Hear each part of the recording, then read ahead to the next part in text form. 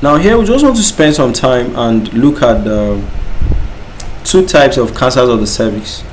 So this is squamous cell carcinoma. Then we also have the adenocarcinoma. So the two of them are actually cancers of the cervix, okay, which will basically get to look at,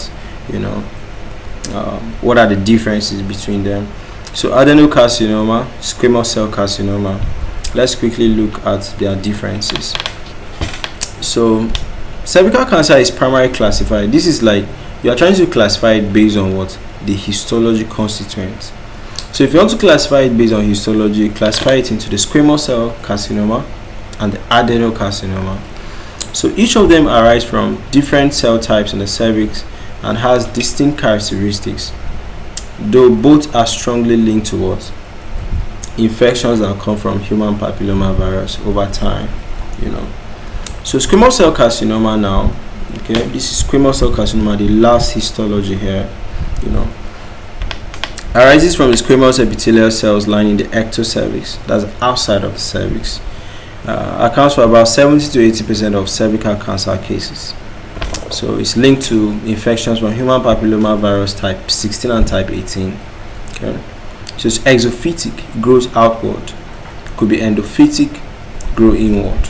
Okay, so such a patient is bleeding after having sex, having foul-smelling vaginal discharge. Okay, visible mass on speculum examination.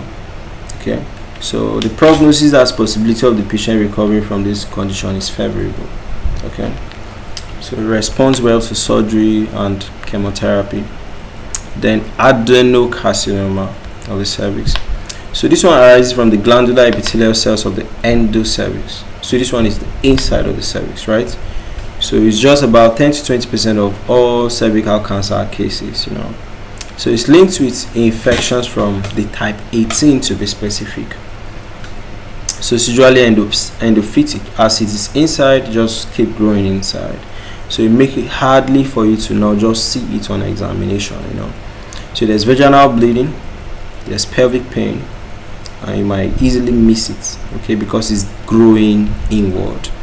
So it's more common and easier to detect on pap smear as the squamous cell carcinoma, while adenocarcinoma, you require some advanced testings to basically pick it up.